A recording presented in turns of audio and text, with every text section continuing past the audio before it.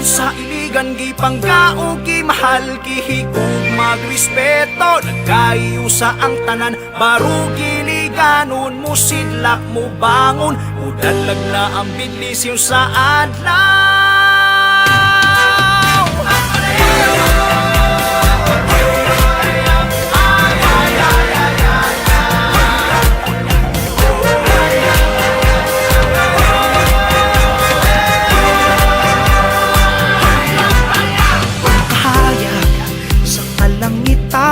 Atong makita ang sidlak sa adlaw nagasulking kining adlaw kay mapuno sa iyang mga gasa o ikala nabatian mo na pa ang presensya patulong ka palang nagisina o pagpulini mo bitbit ang kalipay naway sama.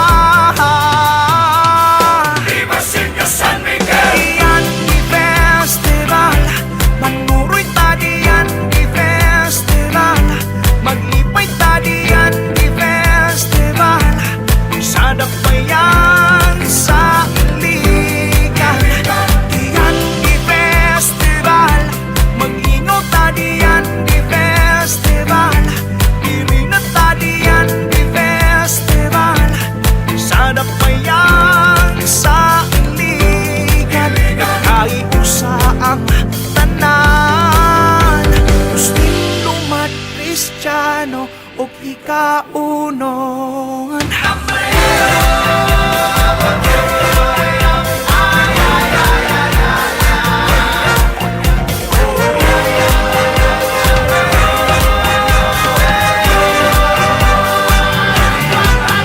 anipot ng mga kangis sa kagabihon mao'y sunata sa atong palibot luyugan pa sa gugma ni Senyor San Miguel. Ang iligan, walagi pa sa daan sa kala.